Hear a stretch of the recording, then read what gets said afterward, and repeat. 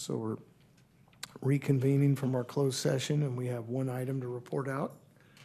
By a vote of 4-0, with the mayor absent, the city council authorized and directed the city attorney's office to defend the cases of Johnson versus the city of Elk Grove, case number 342017, 80002618.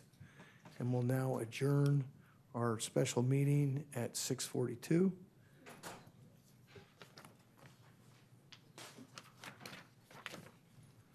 And now we'll call to order the Elk Grove City Council regular meeting, also at 6:42. And Jason, would you read the Metro replay schedule, please? Thank you, Vice Mayor. This meeting of the Elk Grove City Council will be replayed on Metro Cable Channel 14 on Friday, June 30th at 1 p.m. and Monday, July 3rd at 6 p.m. This being closed caption, it'll be webcast at sacmetrocable.tv. City Council meeting videos are also archived on the city's website at elkgrovecity.org. For members of the audience who may have personal electronic devices, please place them on silent mode during the meeting. The Elk Grove City Council welcomes, appreciates, and encourages participation in the City Council meeting. City Council requests that you limit your presentation to 3 minutes per person so that all present will have time to participate. City Council reserves the right to reasonably limit the total time for public comment on any particular noticed agenda item as it may deem necessary. If you wish to address the council during the meeting, please complete a speaker card. Those are the blue cards that can be found at the back of the room and provide to the Assistant City Clerk prior to consideration of the agenda item. Thank you, Vice Mayor. Thank you, Jason. Would you do the roll call, please? For the roll call, Councilmember Nguyen? Here. Councilmember Hume? Here. Councilmember Suen? Here. Vice Mayor Detrick? Here. And Mayor Lee is absent. I see we have Gil Albiani here in the audience. Gil, would you lead us in the Pledge of Allegiance tonight? Unexpected.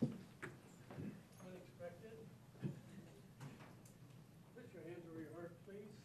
Pledge.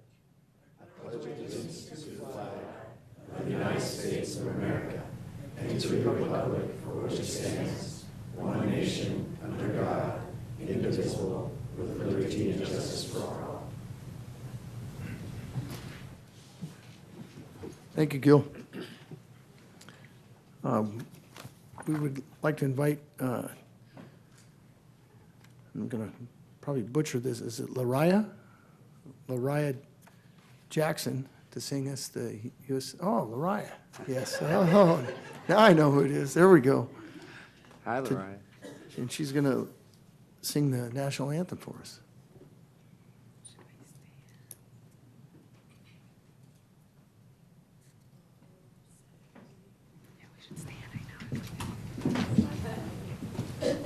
Is it on?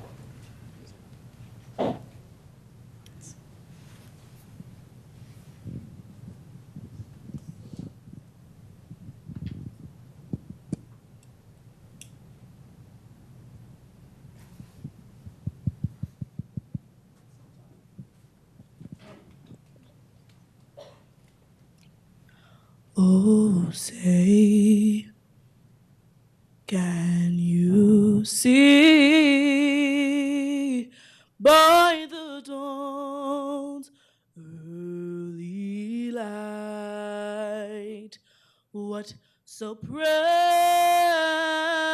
we hailed at the twilight's last gleaming, whose broad stripes and bright stars through the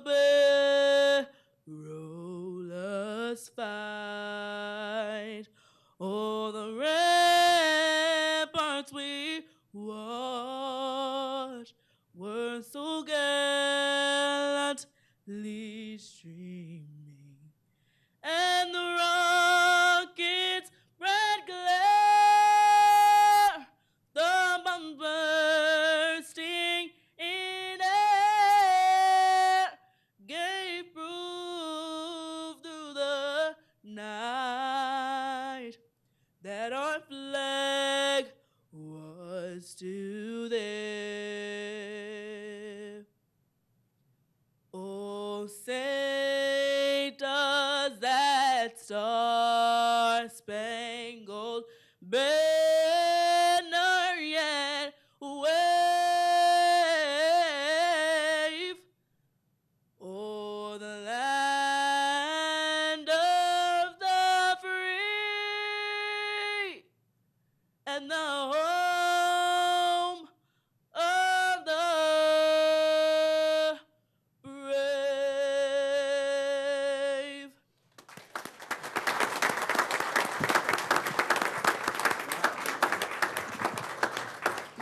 Thank you, Lariah.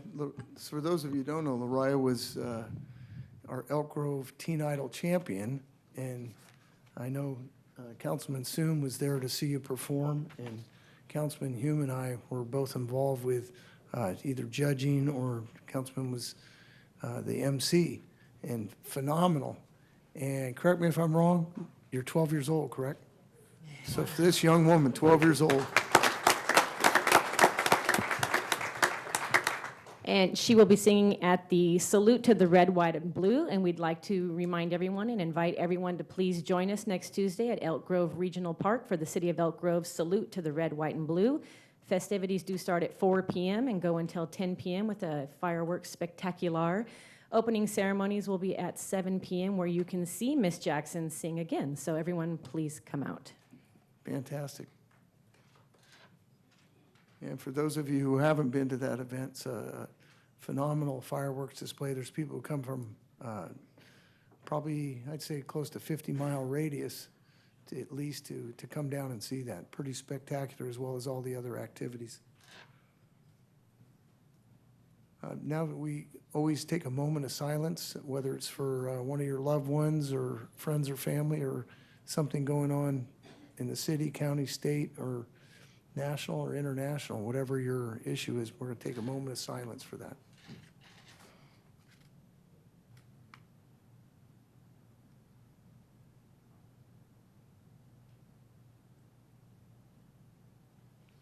Thank you. Next item, please. Next is, I guess, Section 2, approval of our agenda. We have a motion. Is there a second? Have a motion and a second. All those in favor, say aye. Aye. Opposed, abstentions? Next item.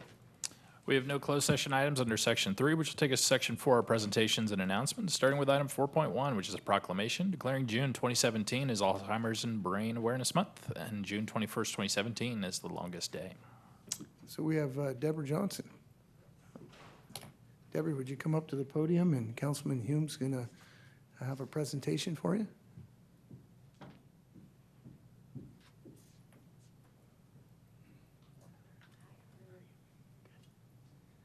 So before I get into the proclamation, I just want to say that I have a nephew who is living with a traumatic brain injury, and so I know how fickle being in possession of your faculties can be and what it does if you lose that possession. But this is about proclamation for National Alzheimer's and Brain Awareness Month in June 2017.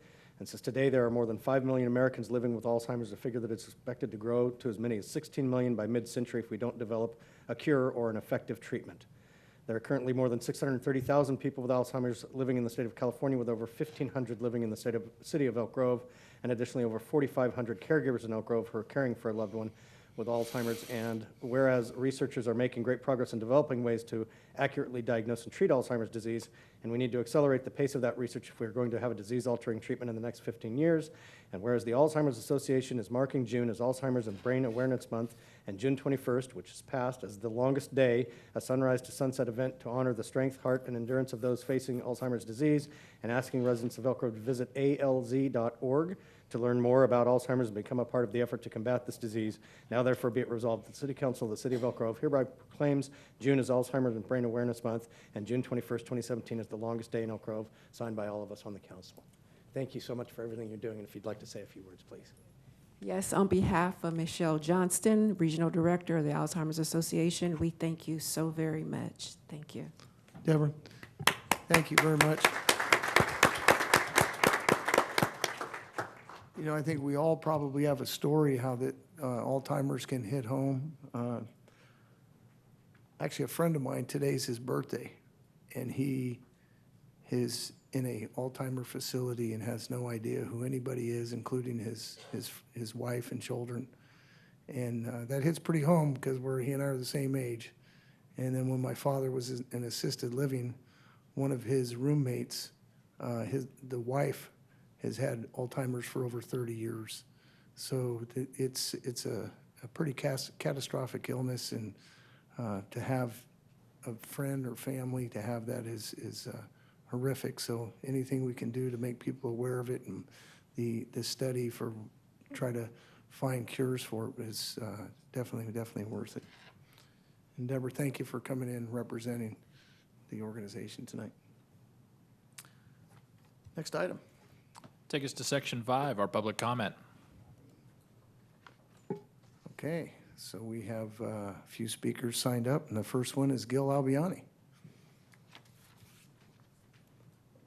followed by Peggy Engel, and then Stan.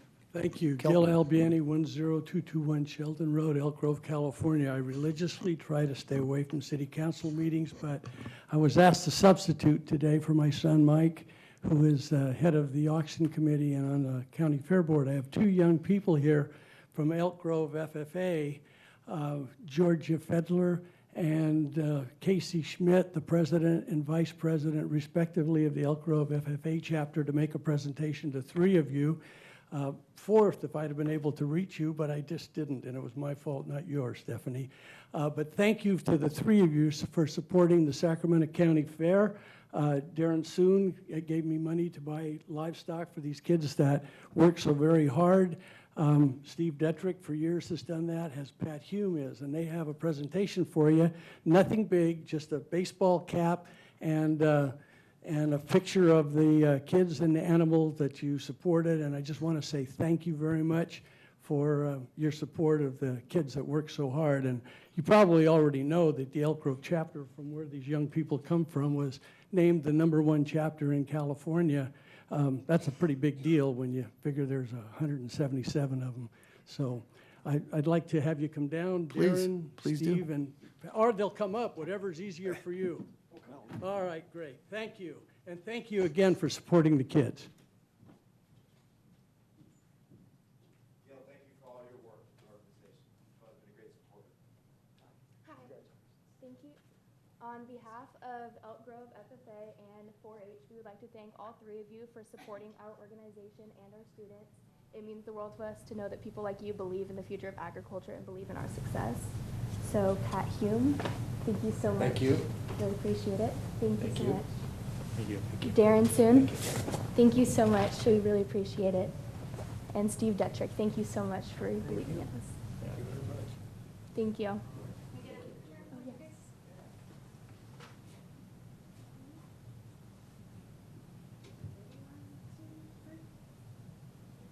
Thank you so much. Thank you.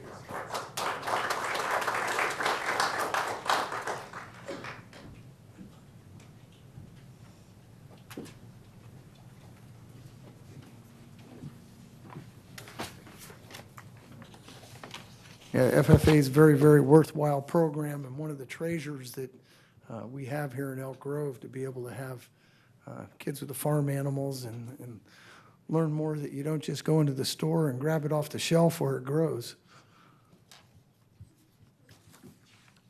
Okay, Peggy Engel is the next speaker, followed by Stan Keltner, and then Richard Bauer. Thank you. Good evening, and thank you for giving me the opportunity to speak tonight.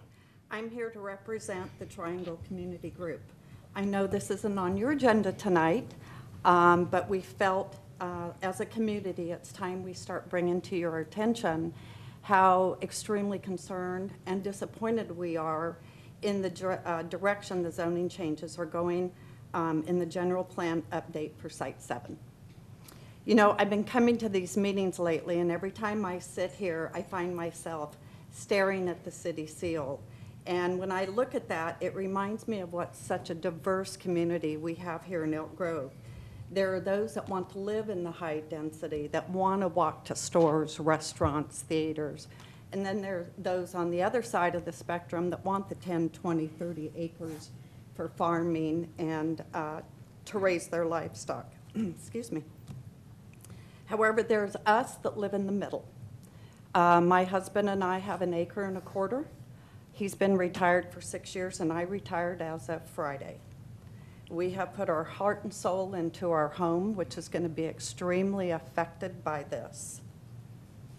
We've made it our retirement home, and we've made it a place for our grandchildren to grow up. We have twin grandbabies, and they call it their personal park. They can stay at our house and they can watch the wild turkeys, the jackrabbits, the coyotes, and yes, we even have deer that come through our yard occasionally. With the direction this rezoning is going, that will all be taken away from us. And in exchange, my family and others will most likely be looking at the back of two-story houses, block sound walls, possibility of more crime, and our rural lifestyle and all the precious wildlife that we so love will disappear. So we have a number of community members who are also concerned and against the proposed changes, and I'm pretty pleased to announce that our community against this is growing, and we're getting more and more support. So in ending this, what I would just like to say is I'm hoping at some point we can invite you also out to our homes to look at where we live now and how these affected changes could affect our lifestyle. Thank you. Thank you, Peggy. Peggy, first off, congratulations on your retirement. Thank you. More importantly, though, Mike Padilla and I were not able to connect prior to his leaving town, and he has put me in touch with you as the new Yes, representative. that's And why I've I'm been here. I've been remiss in getting a hold of you, so I'll make a diligent effort so that we can come out and visit and go Thank over you. this. I would really appreciate that. And I'll Thank you. add to that, I know I owe you a phone call as well. I saw the email come across this morning. I've been at the Capitol the last 3 days, so I I know apologize. you guys are busy, but thank you. We really appreciate your attention to this. Thank you. Thank you, Peggy. Stan? Followed by Richard and then Greg. Good evening, and thank you very much. I've met with Mr. Dittrich. I got to get your name right. You got it right. Perfect. Okay. We met with you with Mike Padilla and what have you, and had a very interesting conversation, very insightful. I would just like to bring up a few points of concern. Number one, I've lived in the Elk Grove area since 1959. I've seen how Elk Grove has changed. Did you come here in the womb? No, 3 years after. Oh. We live in a very diverse area. It's a healthy, safe, family-oriented area. The proposed changes in the general plan update, which are not consistent with the Triangle SPA, place our family right in what I'm calling ground zero. We live directly across the street from the quarter-acre lots that the general plan is proposing, along with the sound walls. The view looking out our windows goes away. We don't get to see the wildlife. We don't get to see the open spaces. We're going to be looking at the back of a block wall or the front of a block wall, possibly the back of two-story homes. And that's not why we moved where we're at now. And I'm very fearful for the amount of crime that could filtrate into this area. When you build out an area like this, and there's going to be a park in there somewhere, I'm assuming, and parks are a magnet for drug dealers and what have you, and I personally don't want my grandchildren exposed to this stuff. And I'd like to thank Christopher Jordan for meeting with us earlier in the week, bringing us kind of up to date on what has taken place since last year's community meeting, where the majority of the people disagreed with the proposal and don't want this type of change in our community. Excuse me. The developer who is working in this area is purchasing land just closed on another 10 acres south of us. Since the triangle is currently zoned for 1 acre, does he know something we don't? He keeps buying and buying and buying. He either knows something we don't, or he's banking that the zoning change will go through to his benefit. What really upsets me is the developer does not live in our area. He will basically leave the area maximizing his profits. We are hoping that you, our city council members, will meet with us to review our concerns and also discuss why the 1-acre parcels that were adopted in the 2004 Triangle Special Planning Area have been changed to apparently benefit the developer and not benefit us. Stan, if you could wrap that up, because you're going to be meeting with everybody, and I've met with you already, so We look forward to meeting with you, and thank you very much for your time. thank you, Stan. Thank you. Richard Bauer. Followed by Greg Waldron. Thank you. My name is Richard Bauer. I live at 9485 Titan Road, at that address for, I think, 26 years, but in Elk Grove for, I think, since 1984. So I'm just here to echo Stan's comments. We live on 5 acres. We've had our farm animals and sold them at the fair and everything else. And I don't know anyone in that area that would be in support of rezoning, especially to 1/3 or 1/4 acres. So we would definitely encourage you and give your support to keep the general plan intact as 1 acre. Thank you. Thank you. And Greg Waldron's our last speaker, unless somebody else wants to sign up in the interim. Yes, sir. My name is Gregory Waldron. I live on 9801 Amenity Circle. I'm in District 2. First of all, my experience is emailing my city council person. He doesn't answer my emails. So ever since I've lived in this neighborhood, since 1999, and I've been in Elk Grove since 1986, had a traffic problem on my street. I live on, it says Amenity Circle, but my garage is on Amenity Circle. My house is on Emerald Park. So I've addressed this with across the street. I talked to people with Public Works, talked to Traffic Division, then they tell me that I need to talk to the police. I've talked to Officer White 3 times this last year, and he assured me that they would have officers patrol the area. Well, I'm retired, 35 years of Department of Defense, 10 years with the Marine Corps. And I'm home most of the time. I don't see patrol officers. What I do see is we have 3 schools there. We have Elk Grove High School, we have Mark Offer Grammar School, and we have the junior high, kind of like in a triangle where I'm at. And all the children walk to and from school past my house. I'm on a corner lot. And what I see is people speeding all the time. About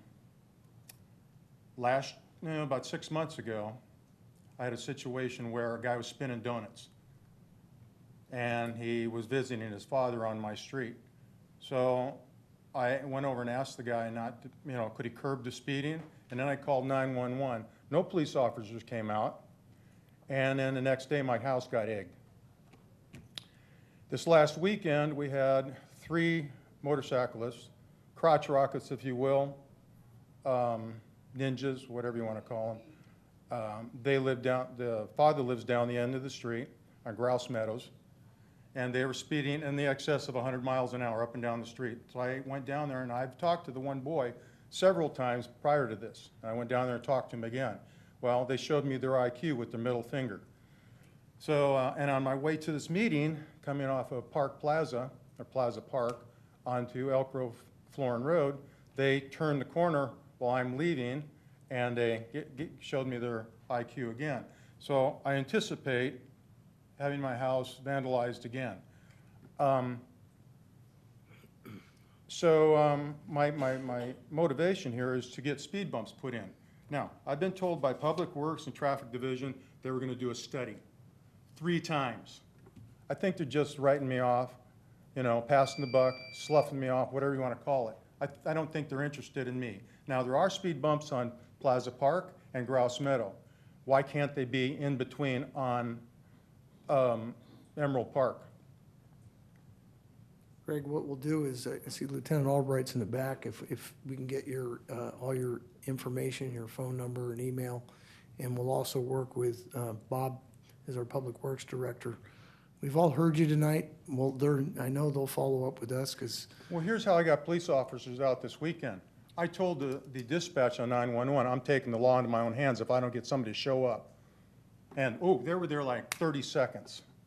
well, we have our police chief. He's listening to what you're saying, and I'm sure he's going to review all this as well. Your quality of life should not be affected, but we have a process that we're going to have to go through. And again, Lieutenant Albright. I'd like to see somebody get off the rear end and start it. Well, I'm tired of going across the street and talking to people and then writing me off. Greg, I respect that you're here tonight. We're all up here listening. Everybody in this room's hearing you. So if you can contact me personally if you don't see some action in the next 2 weeks. Okay, it's not only for me, it's for the kids, for the people walking their parents with dementia, old people walking their dogs, you know?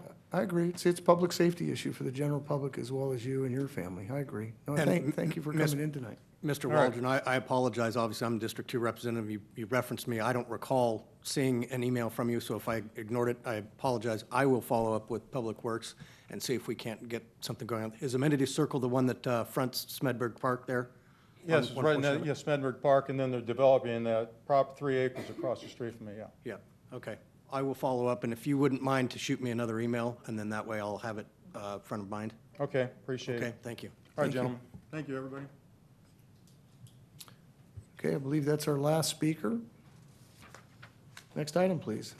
Take us to Section 6, General Administration Information. Good evening, Vice Mayor and council members. First, I'd like to announce that the approved state budget includes a $5 million allocation for the city from the Department of Housing and Community Development to address Elk Grove homelessness. As a suburban community, this funding will provide us the opportunity to address and care for our homeless population and set an example to other suburban jurisdictions on how to respond to homelessness in non-urban environments. Staff will work with HCD to identify all of the allowable uses for the funds before we reach out to our local and regional partners to explore opportunities to collaborate.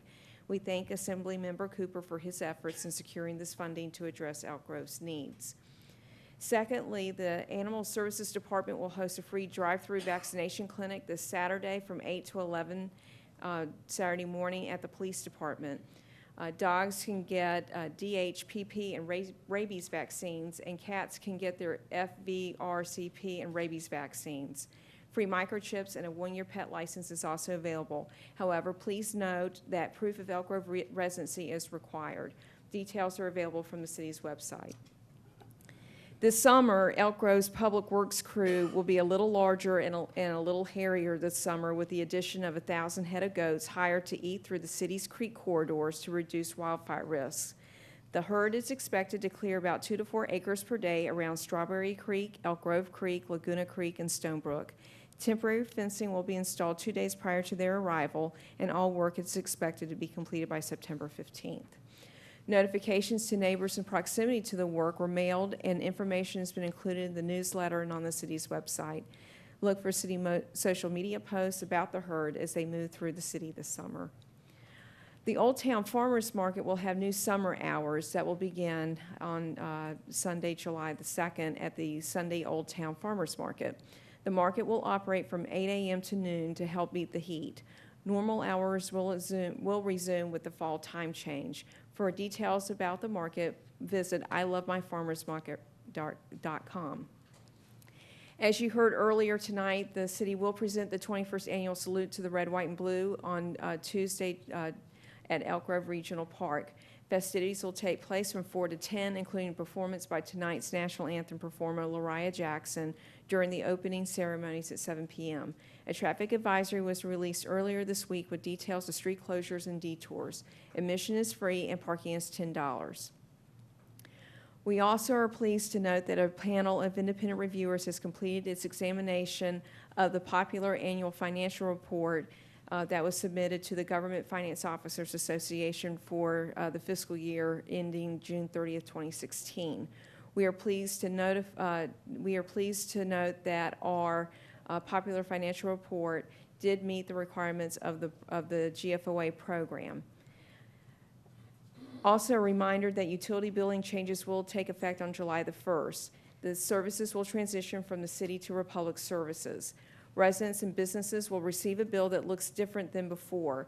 Those who were signed up for electronic billing or automatic payments will need to reestablish those services with Republic Services by visiting their website at republicservices.com/paybill or by calling customer service at 635-2500. A reminder that the Transit Division is asking for feedback on new proposed route schedules. These schedules were developed as a result of the adopted comprehensive operational analysis. Riders can provide feedback by phone, email, one-on-one meetings with staff, or through the city's open City Hall online discussion forum through July 5th. Changes are scheduled to take effect in October. Another reminder that nominations for Key to the City honors will be accepted from the city's website through this Friday, June 30th. Nominations will be presented to the City Council for consideration next month. In accordance with city holidays, City Hall will be closed on Tuesday, July 4th in observance of Independence Day. For urgent public works issues, please call 687-3005, and our non-emergency line for police matters is 714-5115.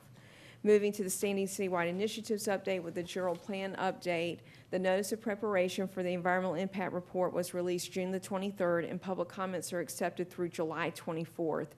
A public scoping meeting will be held July 11th at 6 o'clock here in the council chambers. Moving to the railroad property, Railroad Avenue property in Old Town, work continues on the restroom building, and it's on schedule for completion by the end of July.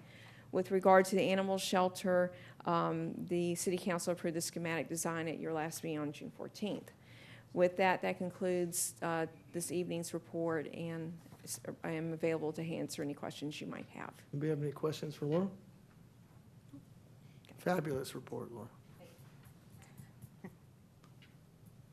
Okay, so we'll go to the next item, please.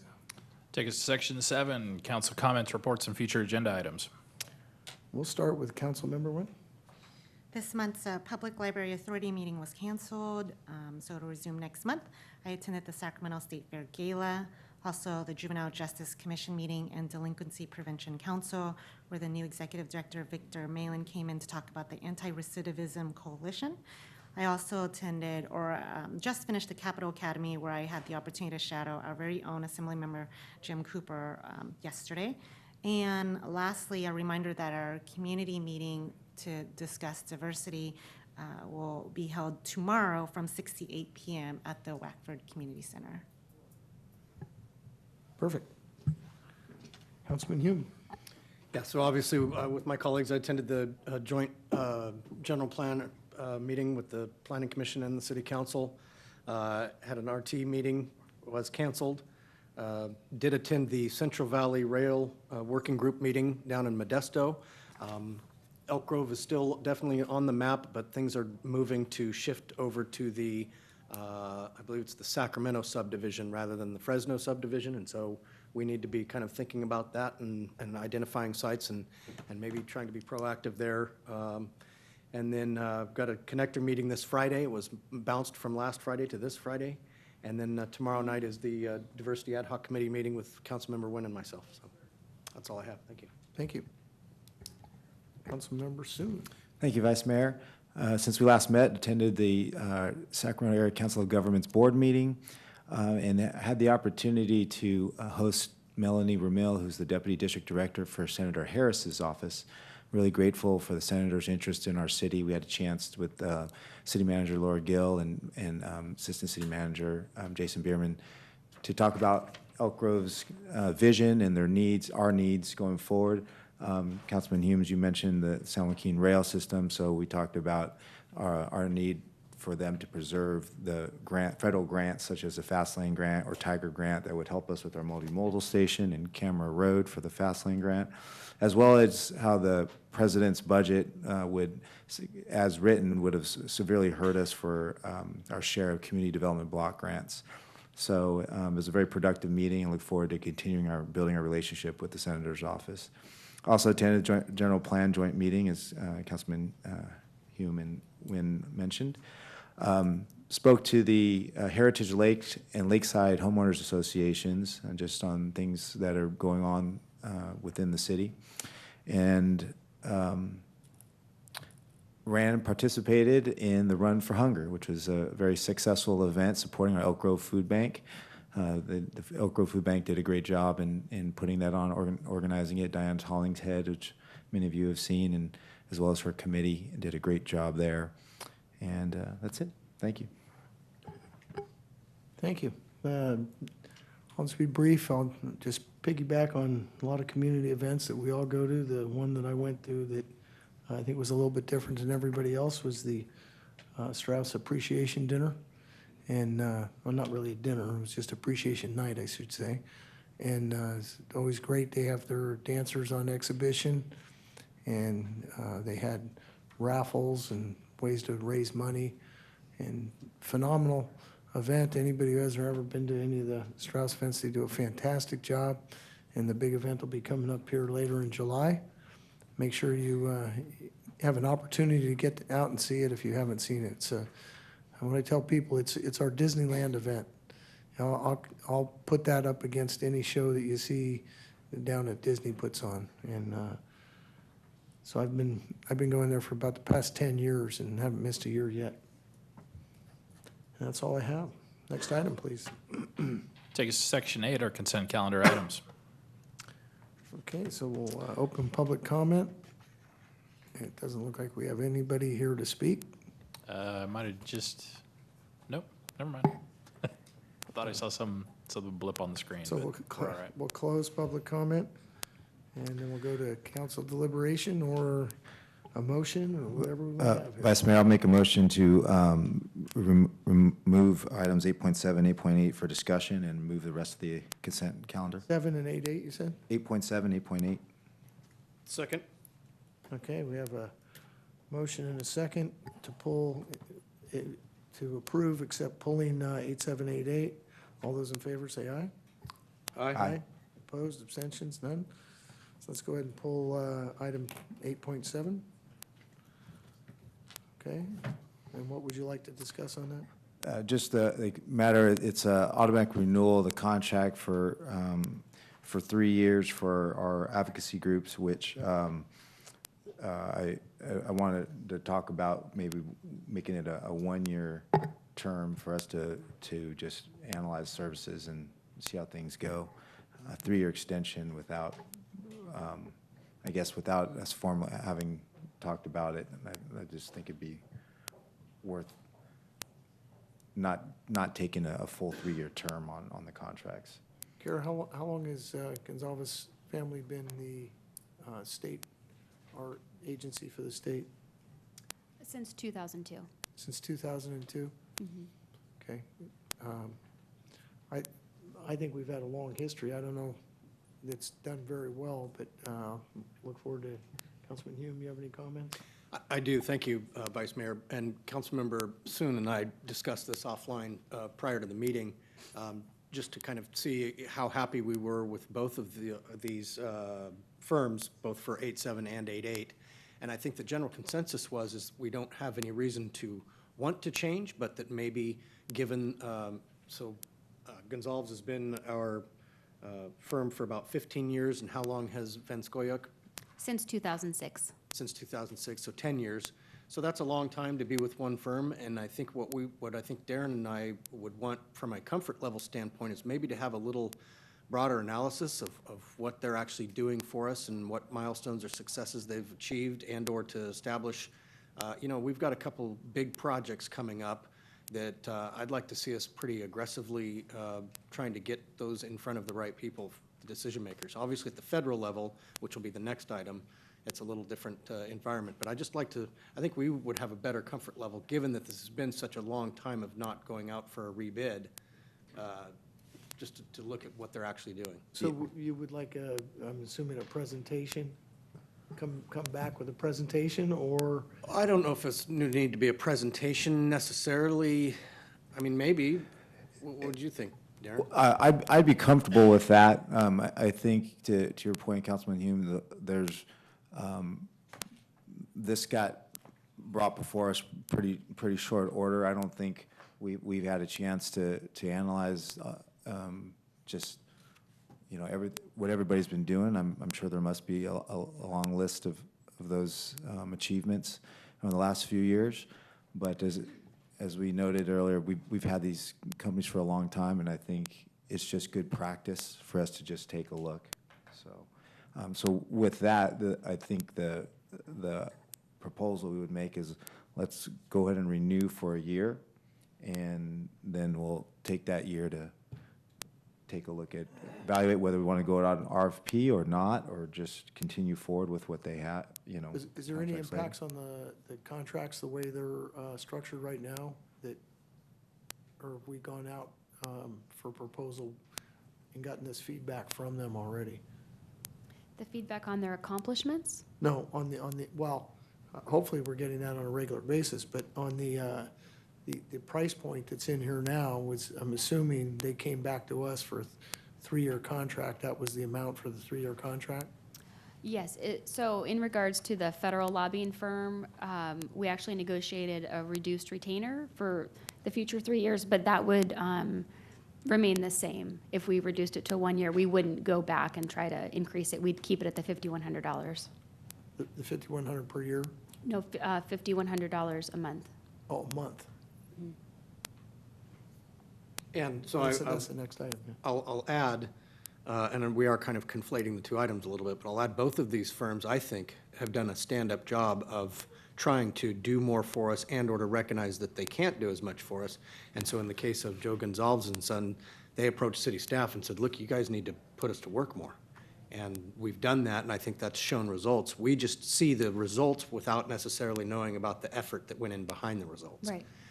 And then on the federal level, that's what Kara was just referring to, is they recognize that the congressional funding environment has changed, and there's not much influence that you can put on members of Congress.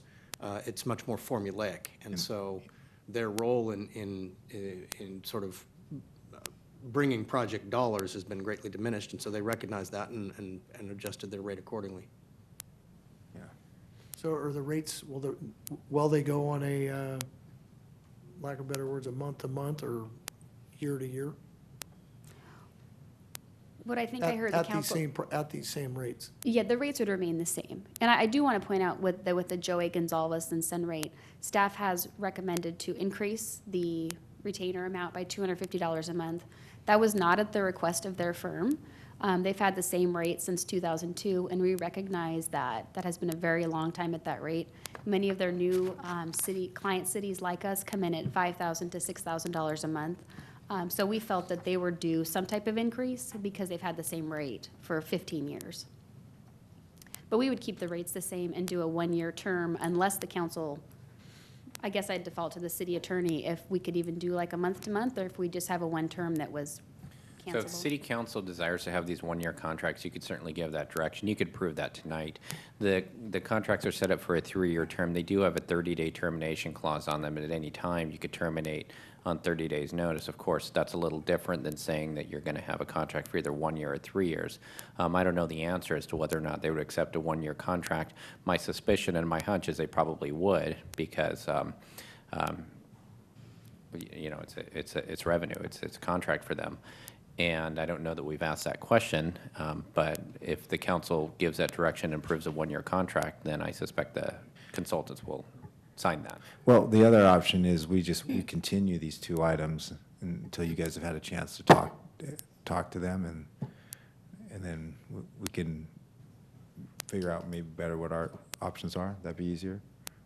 You have a preference one way or another, John, or Kara? I was just going to mention that these contracts wouldn't be effective until August 1st, so we could, you know, go back and have conversations with them and then return the item at one of the July meetings. Yeah, so I think that's probably the more, I think that's probably the more prudent way to go is to let them know that we're not dissatisfied. We're just wanting to establish a little more structured environment where maybe we have some performance measures built into things, but make sure that they're willing to do a 1-year term. Yeah, I mean, I'd like to better understand their work plan. You know, as Councilman Hugh mentioned, we have a big year coming up. I think comes to transportation projects and other things. And so I think, you know, it's best if we really understand their work plans going forward. Would you like me to schedule them to be available for a presentation at one of the meetings in July? Sure. Yeah, I've never seen, so I would Well, appreciate a presentation, or I could meet with them one-on-one and see. I guess I don't have anything to compare to or to evaluate with, and so they've been the consultant for the last 15 years, and if we're looking at, to evaluate, what are we evaluating against or up to? So, Well, partly I know that Pete, our federal lobbyist, has come out, and I think he's had one. Stephanie, did you meet with Pete when he was out here? No. Okay, because he was just out here a few months ago, and I know he tries to do at least once a year that he comes out here with us going out there, usually at least once a year on our lobbying trips. So I've had a chance to ask a lot of questions, and not recently, but up in the past when we were doing a lot of state agency meetings, we were working a lot with the Gonzalez family. So, Yeah, and I've never met either Gonzalez, so. so I'm wondering if it may be more productive to have some one-on-one meetings where you can sit down for an hour and go through a lot of different items individually. I think that'd be part of the conversation, but I would still like to, you know, further, you know, just define the work plan for the objectives that we're laying out and how they plan to achieve those objectives. What do they see as a current environment federally and at the state levels? So what could be hurdles for achieving those objectives? I mean, what other strategies, you know, to perform? So I just think there's a lot of, you know, for me anyway, I think I'd like to know a lot more before I renew a contract for 3 years. And so.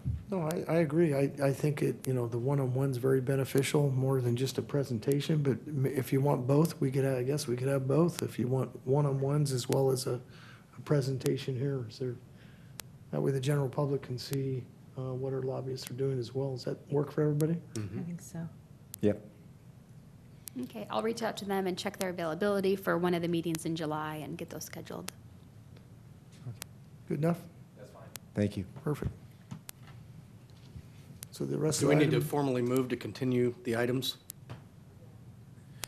If you want to come back at a specific date, you can. Otherwise, I think you'd bring him back at the next meeting in July. Kara? I'm sorry. When would you want to bring these back?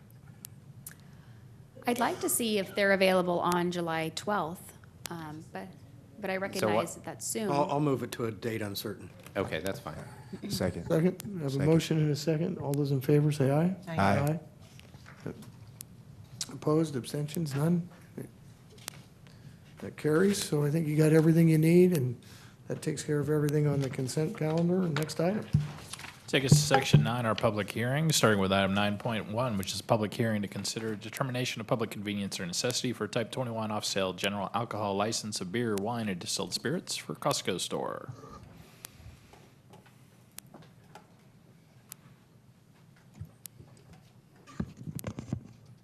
Good evening, Mayor, Vice Mayor, and Council. I'm Christy Graybo, and I'm here to present to you Costco PCN EG 17-013. Like mentioned, this project is a determination of the public convenience or necessity for a Type 21 off-sale alcohol license. And it's for the sale of beer, wine, and distilled spirits. The PCN is for the Costco site shown here, not yet obviously constructed. Costco provides an array of merchandise to its customers. Alcohol is one of those items. Of the proposed location, the alcohol display will only occupy about 5 to 7% of the entire store. The Alcoholic Beverage Control, which is ABC, requires a PCN when it's located within a high crime area or if it's located within a census tract that's considered overconcentration. In this situation, it's deemed overconcentrated. The police department has reviewed the request and supports this project.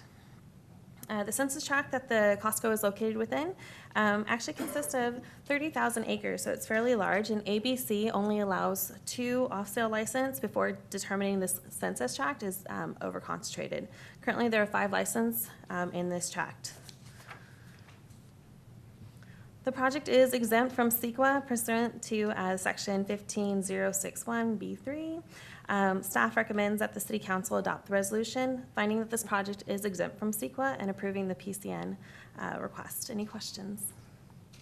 Is there any questions for Chrissy? No. Thank you.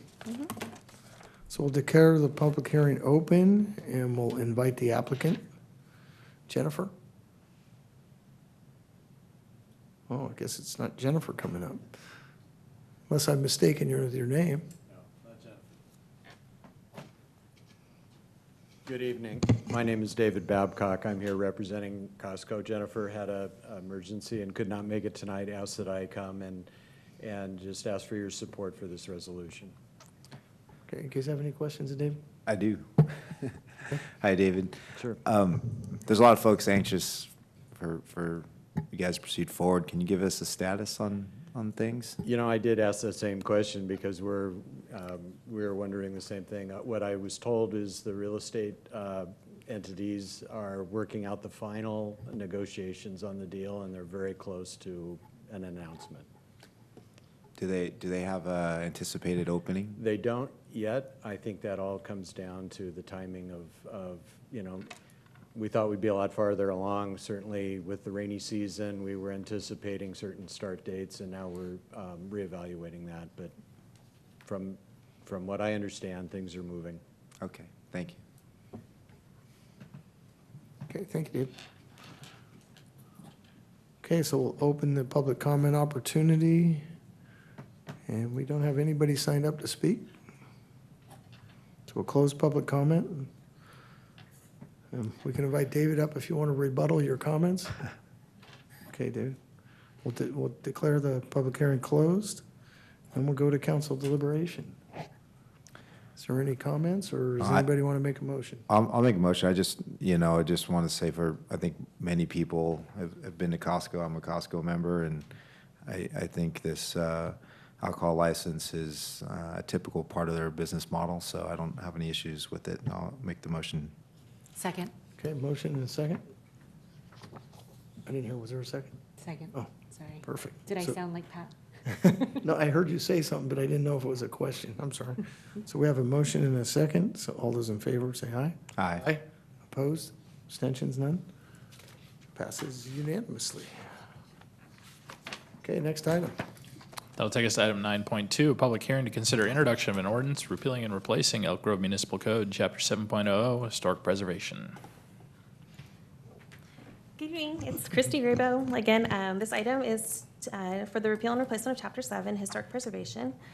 This city-initiated process was implemented to make Chapter 7 a more effective, user and reader-friendly document that is consistent with the zoning code, federal and state terminology, and CEQA. This chapter was adopted in 2007 with routine legislative amendments, and most recently was amended regarding the membership of the Historic Preservation, commonly referred to as HPC. Some significant changes that I'll highlight right now is the purpose of this chapter was reduced and simplified to be a more consistent document. Also, the HPC was changed a little bit to be more effective. Membership was reduced under direction from council to allow for a better opportunity of a quorum, and updated their powers and duties. Another big item that was changed to Chapter 7 was creating some tiers to allow people who own historic resources to better maintain those items. So the first that was implemented was to create a list of an exemption list within the chapter. That exemption list allows people who have historic resources to add a pool without having to go through the HPC or adding concrete, something that doesn't impact the historic significance of that resource. Then there's a two-tiered system for alterations. One is called the minor certificate of appropriateness. And that is for items such as remove and replace windows. For example, you want to replace them like for like, so same style, same material, so that it doesn't have an impact on the significance of the historic resource. That application or entitlement will be reviewed by the Director of Development Services, and the other level would be the major certificate of appropriateness, and that would be for items that potentially could have impact on historic resources. So that would be something like a room addition, or maybe changing of the exterior cladding on a historic resource, something that could have impact on that. And that would follow the process which most entitlements now go through, which is going through the HPC for recommendation, and then the director approving that decision afterwards. This document has gone through a few reviews. It went through the Old Town Foundation Board in November, as well as the HPC, same day. And then all those comments and recommendations were compiled through the document and sent off to the State Historic Preservation Office. They gave us their comments. And then this was put together and presented to Planning Commission on May 18th, where they recommended approval to City Council. Staff recommends that the City Council find this project exempt from SEQA and repeal and replace the Elk Grove Municipal Code Chapter 7, Historic Preservation. With me tonight, we do have Margot Nayar, who's with Michael Baker, and she's our cultural and historic consultant, in case there's any questions I can't answer. Any questions? Okay. I do have one comment, though. I know we had a problem with somebody who lived in a historic home was trying to put in a pool, and I know that this generated a lot of at least what part of this came back from, I think. And it's great to have that there's some exemptions, that we're able to do some things that were stumbling blocks previously. So it looks like we're finally tweaking things better and better all the time. So appreciate the work that's been put into this. Is there any other questions? And do you have any questions of our specialist who's here tonight? Okay, looks like no. Okay, so we'll declare the public hearing open. We'll open public comment. We have no one signed up to speak. We'll close public comment, declare the public hearing closed, and we'll go to council deliberation or direction. I'll move to introduce and waive the full reading by substitution of title only, an ordinance finding the repeal and replacement of Elk Grove Municipal Code Chapter 7.00 Historic Preservation exempt from CEQA under Section 15308, and repealing and replacing Elk Grove Municipal Code Chapter 7.00 Historic Preservation. Second. So we have a motion and a second. All those in favor say aye. Aye. Opposed, abstentions? Seeing none, it passes unanimously. Thank you. Next item, please. Take us to Section 10, our regular agenda action items and recommendations, starting with item 10.1, which is consider resolution authorizing the city manager to execute a memorandum of understanding with Senior Center of Elk Grove regarding the community center project. Good evening, council members. I'm Sarah Bontrager, your Housing and Public Services Manager. Tonight before you, we are asking for approval of the Senior Center's Memorandum of Understanding, which includes a lease term sheet. So the Senior Center of Elk Grove, as I'm sure you know, is a nonprofit that's provided senior programming for more than 30 years.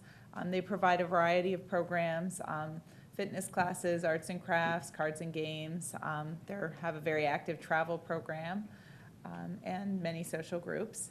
They are currently located in a facility off of Sharkey Avenue, which they lease from the CSD for $1 per year.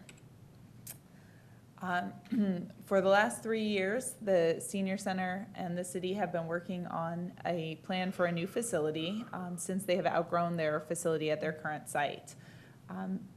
Several years ago, they had received a grant from the California Department of Aging to purchase land for a new facility. They had purchased some land, then determined that the cost to build a new facility made the project infeasible, and they sold their land for $3 million in 2015.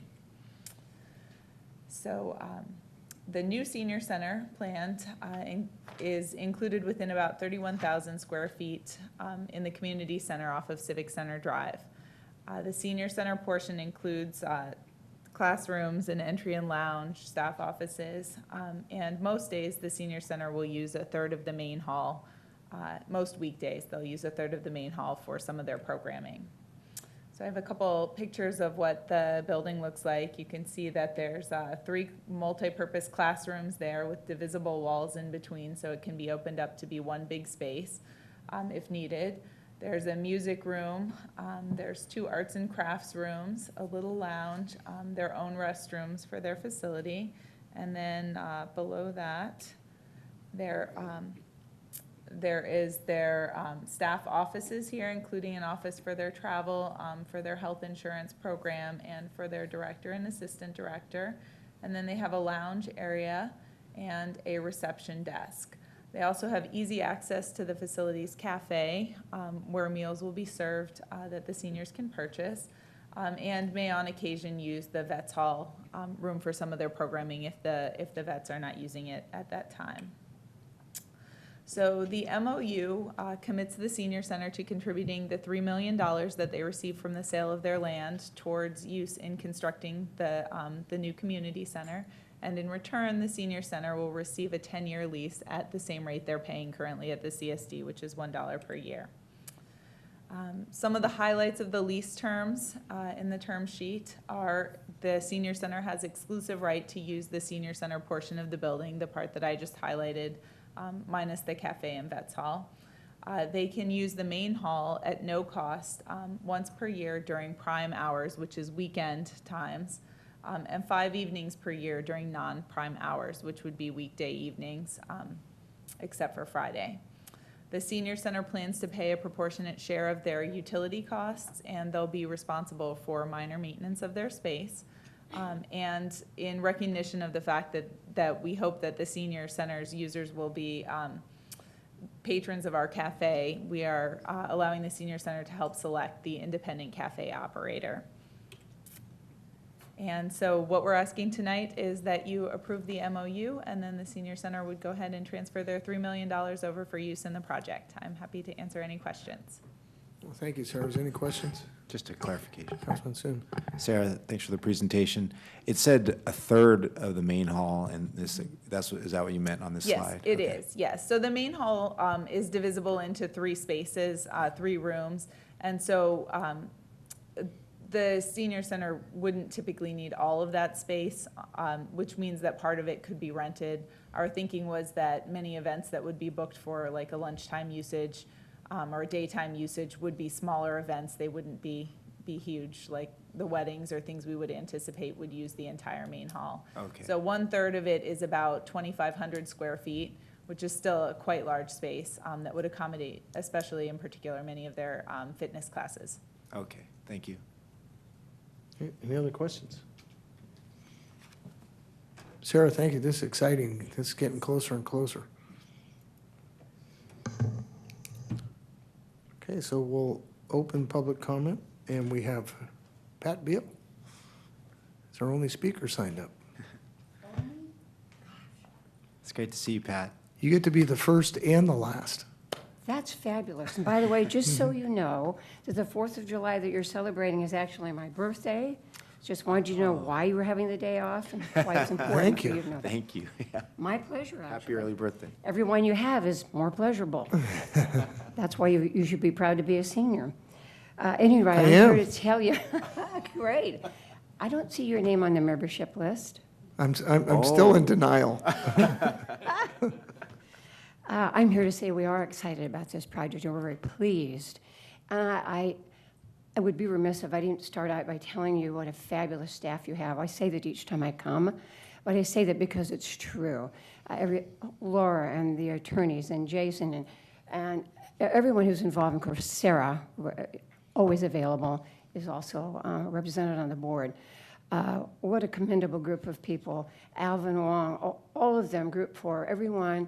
And a thank you to the Board of Directors for the Senior Center for listening carefully, reevaluating everything, not just taking anybody's word for it. They're quite serious about this, listening to the meetings and the people who are coming there, the people being the seniors who are excited about this, and very excited to be able to have access to not just a new facility, but a facility that offers greater opportunities. We literally are running out of space. I mean, we're moving chairs and moving people in and out of buildings. We concluded in our survey that we saw over 30,000 people last year in the building we're in. We expect to see more when we get to the new building. So it's very exciting for us, and at the same time, very rewarding to be able to move forward and to be able to continue to serve the seniors that are not only here, but the seniors that are coming. And we have a lot of people that are coming now to join because before we get to the new place, that's what they tell us. but mostly we're there also when looking at Alzheimer's. Two of the greatest support groups that we have at the Senior Center are Alzheimer's, and the new group that we've taken and been able to, pardon me, help is the Parkinson's support group. And there are at least 30 people and all of their caregivers. So all of the support groups that we have really make a difference in the lives of so many people. Not only those who have the disease, but those who are trying to work with those who have the disease. So we too value that. And at the same time, we have a lot of exercises and things that keep our mind and body in shape. So do you have questions about this project? We're very excited. I have a comment, Pat. One that we, as you know, we have. Pardon me? We have people come to every one of these meetings usually asking us for something, but you guys have come and you guys have skin in the game. Not only that, you got 3 million skins in the game. We do, and you know, actually, when I was talking to a group of seniors today, they asked if I had anything special I was going to comment upon. They were talking about the use of space, and I said, well, I could always ask if we brought dogs, could we have a bigger space? Because you're building such a big facility for the dogs. So they were giving me a bad time about that. They're very excited. The plans are there. They're very interested. And I think it is important that we have skin in the game because it shows that we're serious about what we're trying to do when we serve the community. Absolutely. Well, Pat, So- we do thank you for that, your willingness to partner with not only us, but the veterans to come together and be more cost efficient, and all the Without work that question. you do, your organization does, supporting our seniors in the community. Can't wait to have you there and to enjoy all the other amenities around with the Aquatic Center and the Commons area. Oh, indeed. I will tell you, the only thing that I will tell you, it's not negative, but the term "the Commons" is very difficult for us because a mile away is the Commons, which is a senior living facility. That is a problem, and I have told Group 4 and everyone else, I won't use that term because it's very confusing to people. That is So good to that's know. the only thing I would say that I don't consider it negative, I just consider it information. Confusing, sure. So that doesn't matter. And I'm also looking forward to, and so are all of the other seniors, to having those senior swim activities. They really are very interested in that. That's excellent. We want to be sure. So if you can put that word out, we're very interested in seeing that happen. So if you can let me know who I can talk to about that. Well, the Aquatic Center will be I'm on open. it. Yeah. Aquatic Center will be open before the Senior Center will, so we can get them started over We there. know. So what number shall I call? Who shall I speak with? About getting Mr. a Bierman. senior programming. Well, Right we- there.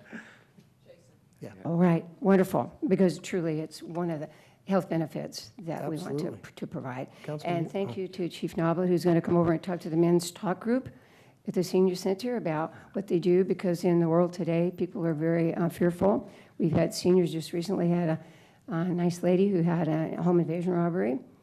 And so we want people to recognize that the police department is their friend and they are there to be helpful. And they do more than write tickets. And I think that's, of course, I come from a family that's in the police department, so. There's a couple More guys named important- Smith and Wesson that are pretty popular too. Yes, indeed.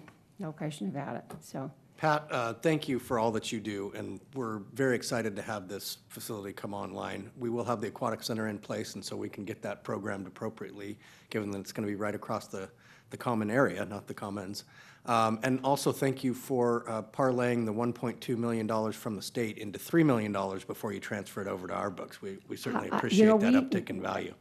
Thank you. I'm sorry to interrupt. I must be sure to thank, and all of us should be grateful, that the Department of Aging and General Services went along with this change because it was to be a standalone, and there was a lot of conversations that we had, and we all had meetings, and Sarah and one of your attorneys, and we came and had a conversation, because Ms. Aquasa is very good at her job, but she's also very understanding and very helpful, because there was a short time there, that was some question about whether they were going to allow for this to happen. So that's what relationships are about. This is why this is the epitome of a relationship, and you just don't see this very often in today, where you have this many people who work that closely together to agree and disagree and come up with a plan that actually works.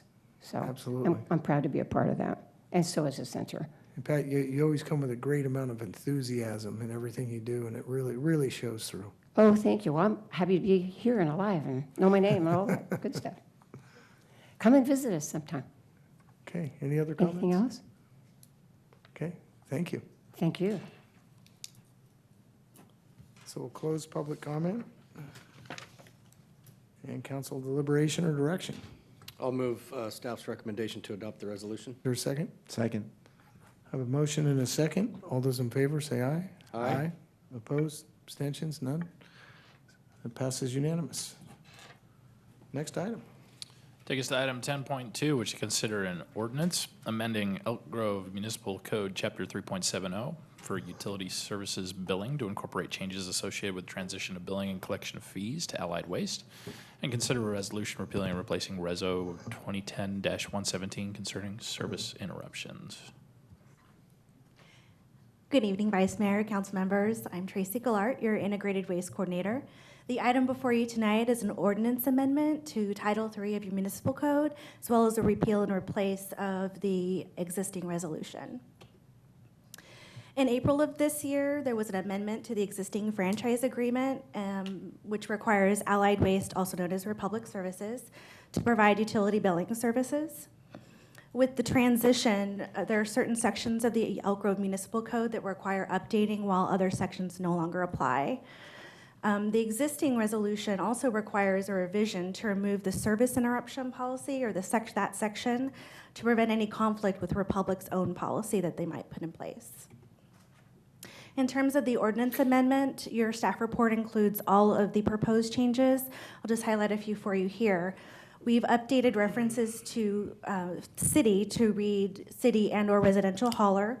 We've also added a section to require a billing procedures plan to be consistent with the approved franchise agreement. We've deleted references to service termination in the event of non-payment, and we've added some text allowing the residential hauler to create their own service interruption policy. On a related note, the existing resolution requires a repeal and a replacement to edit what's needed and to maintain all other original elements of the resolution.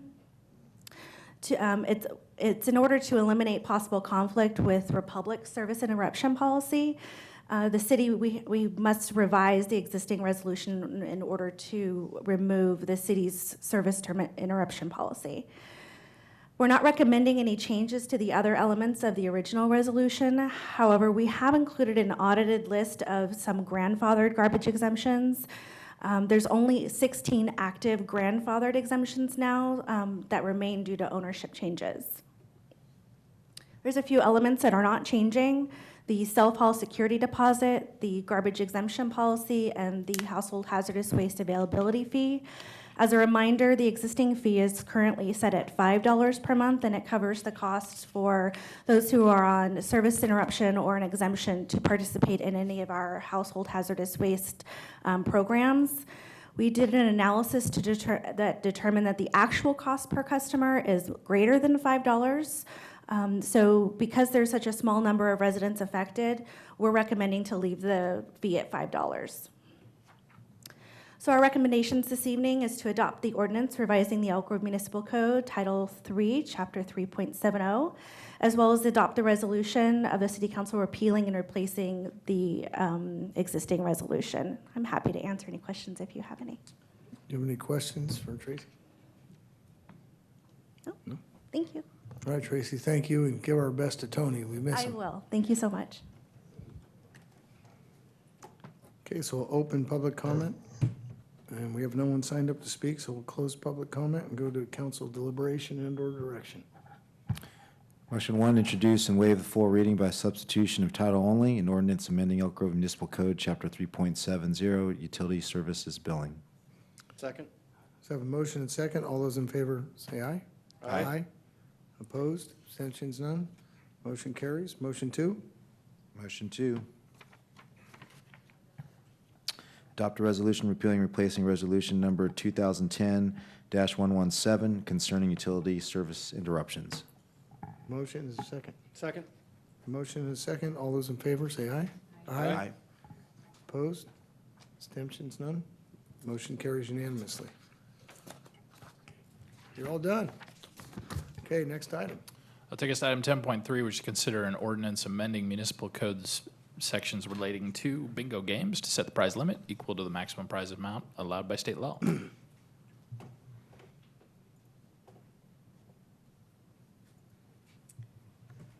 evening, Vice Mayor and council members. Erin Montgomery with the Elk Grove Police Department. I'm a detective here.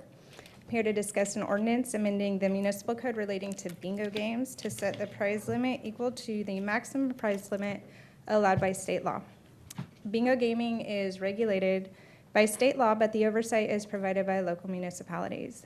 Presently, the municipal code limits the total value of prizes awarded during any bingo game to $250. This current limit of $250 in our municipal code was adopted from the Sacramento County Code in 2005 when the city incorporated from the county. And during this time, the state limit for bingo prizes was also $250. In 2008, the state limit for bingo prizes was increased to $500 for each separate game that is held. Local municipalities do have the authority to place greater restrictions on bingo prize limits than what is allowed by state law, but the city of Elk Grove does not have any public safety issues with existing bingo operations that would require a stricter restriction on prize limits. The only organizations permitted to operate bingo games within the city consist of nonprofit organizations, mobile home park associations, and senior citizen organizations. And with minor exceptions, all bingo game profits or proceeds must be applied towards charitable purposes. Increasing the bingo limits to be consistent with state law can benefit the community's nonprofit organizations by making bingo games more appealing, and staff does not foresee any negative impacts with increasing this limit. Staff recommendation is to amend the municipal code to increase the bingo prize limit to $500 in cash or kind or both for each separate game which is held. And I'm available for any questions. Thank you, Aaron. Any questions? Councilman Hume. Yeah, just that when you say or both, that's for a total amount of $500? That's correct. Okay. Any other questions? Okay, thank you, Aaron.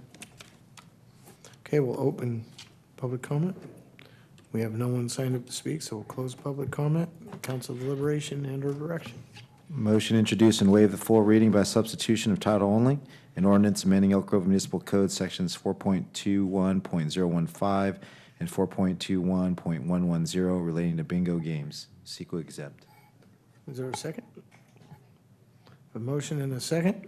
All those in favor say aye. Aye. Aye. Opposed? Abstentions? None? Passes unanimously. And with that, we'll adjourn the meeting before 8 o'clock. I don't know that has that ever happened? I think we were finished early because council.